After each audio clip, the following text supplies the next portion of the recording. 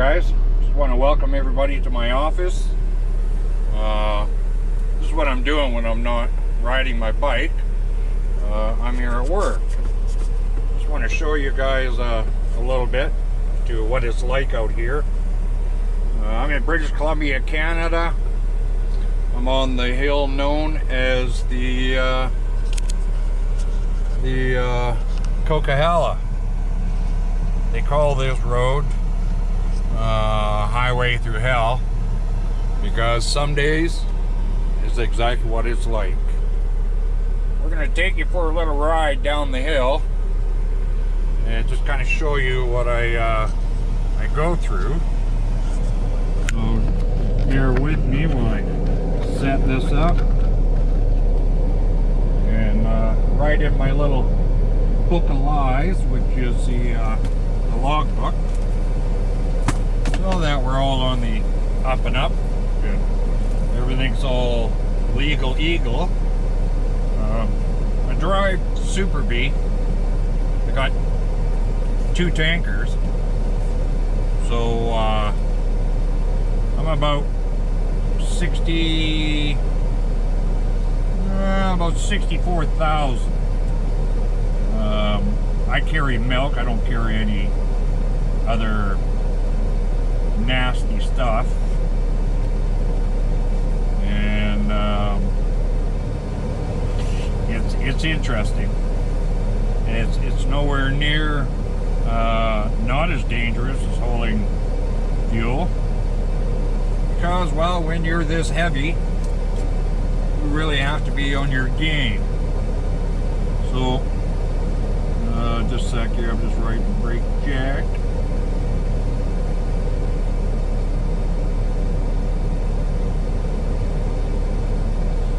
She's about -7.5, which is pretty cool. You don't want to be sending out here for any great length of time. So let's get going.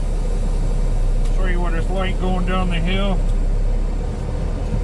You might have a better understanding as to why the last 3 videos that I posted had to do with therapy.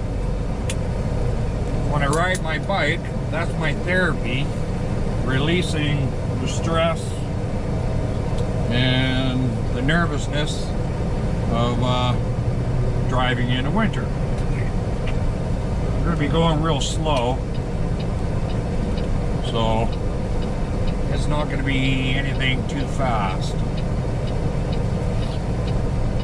You know, there's an old saying that, you know, we all firmly believe in, that, you know, I can go down this hill as many times as I want, as slow as I want, but I'll only go down this hill once too fast.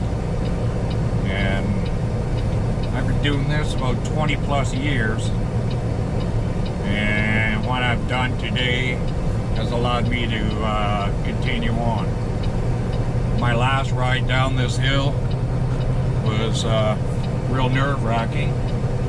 As you see on the ground now, it's not too bad, but the last time I came down this hill, about 8, 9 o'clock at night, roads are completely covered, and, well, my back trailer decided it wanted to try and pass me, so I had to kind of put my foot into it, even though I shouldn't have, but it was the only way of stopping that trailer from passing, because once it got to a point of no return, now we're talking serious damage, and we just like to try and avoid things like that. So, as you can see, the road is slippery. I'm coming down so far at about 18 kilometers an hour, and that's about as fast as I want to come down this hill. So, like I said, this is the hill y'all watch on TV there with, you know, highway through hell and all these guys getting towed up the hill or being pulled out of ditches, this is exactly where you are. We're just beginning to go down. I'm in third gear, which, to be honest with you, is a little higher than what I really would come down this hill, but it's been sanding pretty good. I'll know when the jig cuts out as to whether or not I need to slow down or drop a gear or maybe half a gear. What's going on ahead of me, I'm not overly sure, but at the speed that I'm going, I should be okay. Shouldn't be too much. There's a hell of a lot of snow up here. I normally come up here skidooing, and I just love skidooing up on this mountain. But we got rid of the skidoo. Kind of used it to buy my bike, my FLHT electrified standard. I just love that bike, but it's a little cold today for it. Like I said, this is what I do for a living. That's why I love my bike, because it just relieves all the stress and anxiety, and you know, it's awesome therapy. Like I said, that's why I named my last 3 videos therapy, because it is therapeutic for me to ride my bike and just get out there and breathe. So we're about maybe an eighth of the way down this hill. This hill can be just downright nasty. My last trip, like I said, was about the worst trip that I've had in, well, I'd probably say a good 15 years. Never had a trailer come out and almost want to pass me. You know, you do have runoffs. You know, here's the runaway lane. You lose your air or whatnot, or lose control. You go run up that. That'll slow you down. Might have wanted to have plowed up a little higher, because you hit that bank, you want to do damage to the front end of your truck. And depending on what you got in the back, yeah, it's just not going to be nice. So it's really, really quite the scene when there's this much snow and the sun is shining. I mean, you want to talk about breathtaking views. It's just absolutely awesome to turn around and see the scenery, the mountains with the snow, the sun glistening off. Yeah, just like I said, it's just breathtaking. I never get tired of looking at it. These guys here, sometimes they come down this hill, and in this type of weather, whether it be icy or dry, they come down here like they own it. Oh, here's another fella. He's pretty heavy, but he's got a good jig, or, well, as you can see, his foot's on that brake. Those brake plates are lit up. And I wouldn't doubt it. He probably stays on those going down, but stay on your brakes too much, they'll heat up. Well, then they're no good. Then you're looking for these runaway lanes, because that's the only thing that's going to stop you. We're going to maintain the speed that we're going, and once we get into the Snowshead, I normally cut her loose, but since I have you guys with me, we'll just kind of coast down with it and take our time. Give you guys, like I said, a little bit of insight as to what it is I do. I went to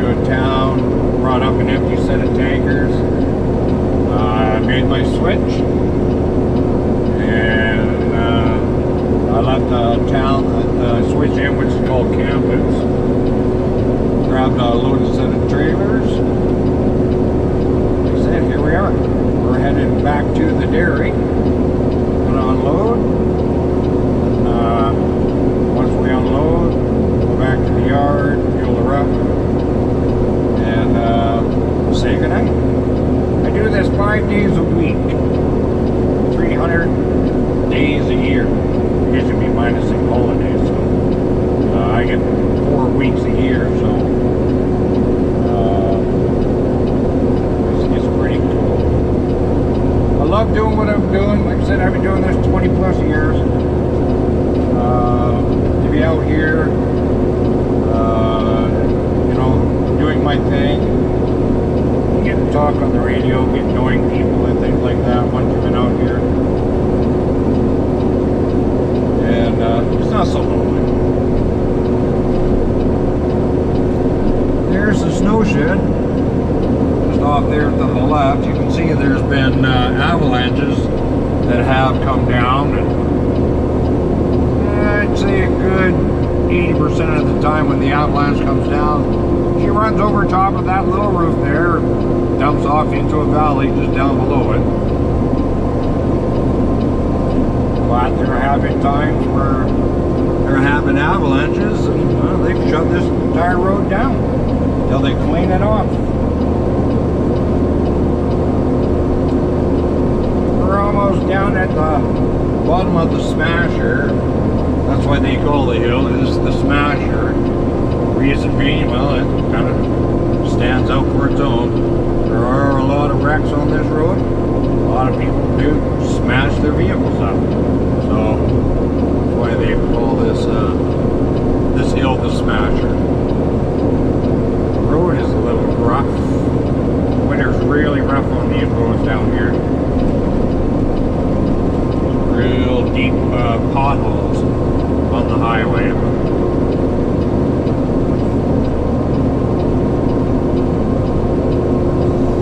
As you can see, how much snow has dropped. You just look at the rocks there. How deep that snow is on them rocks. Good majority of it, it has been compact and compressed, but you still get a good sense of how much there is. Okay, here we go into the Great Bear Snowshed. What they built for that one section of the mountain there, because, well, like I said, there is avalanches that happen, and if it wasn't for this here, this road would be shut down a lot more than what it normally is. Like I said, I normally would cut her loose and walk her in the high range, and maybe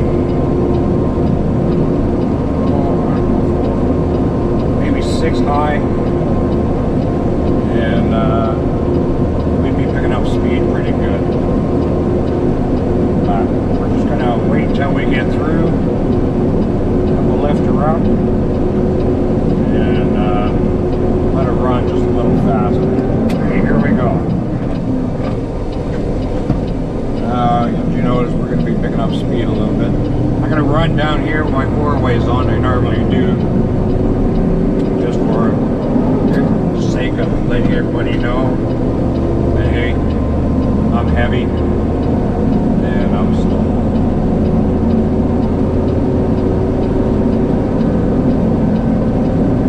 I can't wait till the summertime, well, springtime, if spring ever's going to show. We're March 13th today, and I guess spring comes, what, March 20th, 21st, somewhere around there? I just don't think winter's going to go out like a lamb. I think it's going to go out like a lion, and it's going to fight, hang around for as long as it's possible. But, as I was saying, I can't wait till springtime comes, when majority of this snow is gone. You don't have the excess runoff from these snowbanks on the side, leaching out water onto the highway. Because, well, I just don't want to get my bike dirty. It's a tedious job cleaning her. I don't mind. No six pack, sitting down and cleaning. Just off to the left there, you see that where all those light standards are. That's the big chain up. They've extended that this year. They just rebuilt the whole thing because, well, it wasn't very big. It was like maybe 2 lanes wide, and you had to pick your spot to throw your chains on. And sometimes you had to wait for the guy ahead of you and the guy ahead of him before you could get going. But they've increased it. It's a heck of a lot bigger. It works really well. And, well, I'm grateful that it's there. Okay, we're off the big smasher. Now we're just on the... At times we're... maybe I'm not respecting it enough. But I do show that, yes, I do respect this highway. Did the bridge down here, and what a difference. Here's another runaway. I don't think I'd ever want to have to deal with this runaway, because to me, well, if you see, it kind of banks off to the left a little, and that would make me a little nervous if I lost it and I have to make that turn there. So this is Shylock. Like I said, she's a little steep. I am in 5th high, coming down this hill, about 1800 RPM.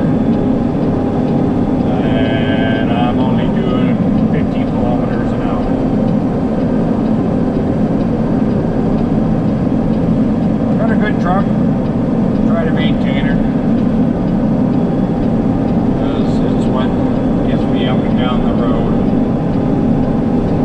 You know, when you drive the same truck for, you know, any length of time, you kind of get used to it. You get to know her moans and groans and aches and pains.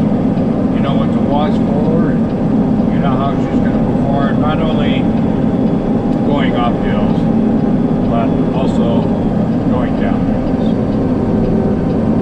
And that's what it's all about. Knowing your equipment. Knowing where you can push the limits. And where you need to be, well, a little reserve. Coming around here. Normally when I get to the bridge, when I cut her loose again, I'll skip 2 gears. Off the gate and let her go.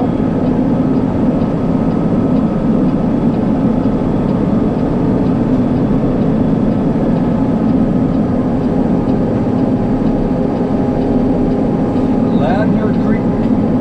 A lot of people come here for some reason to go walking down the little valleys there. You can't really see it because, well, I can't be moving the camera around because, well, it's against the law. So as long as my GoPro is stationed and it's secure, it's all good.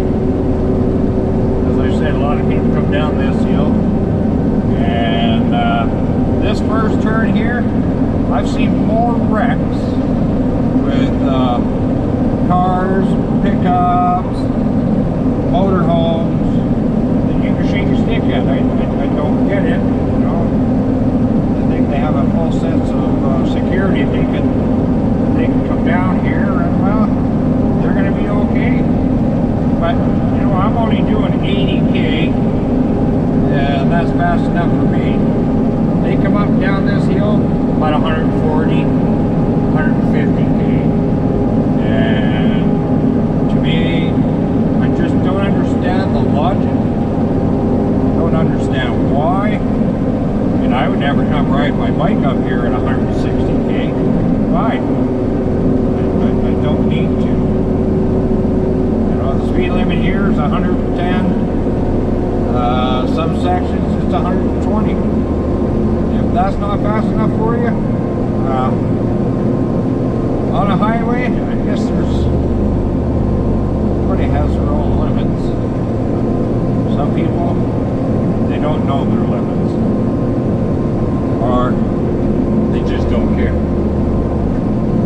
So, like I said, I'm going to be pulling over up here. We're going to get out, stretch our legs, and just kind of show you around a little bit. And we're going to get going, and I'm going to head to the dairy and unload. I don't know how many trucks are going to be ahead of me. Hopefully there's not going to be too many. It being Friday, the dairy's fairly busy heading into the weekend. And, you know, there's probably going to be maybe 2-3 trucks. Then again, there could be 5, 6, or there could be none. You never really know until you get to the dairy.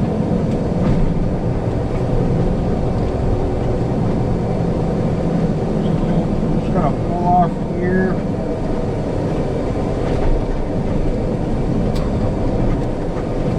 A lot of guys pull over here at nighttime.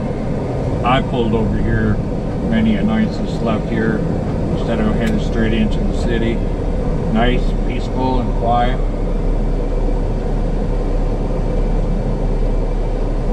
Alrighty, coming to a stop. Here we are. Brake zone. Brake zone. Hey, we're gonna turn the lights on in here. So, like I said, that was the ride down the Coqihalla. This is what they call, like I said, the highway to hell. And that's a hell of a hill. So, we're going to cut you loose. Thanks for watching. Please like, subscribe, smash that bell, ringy-dingy-dingy. And we'll see you guys again. Okay? Thanks, man. Take care. Bye-bye.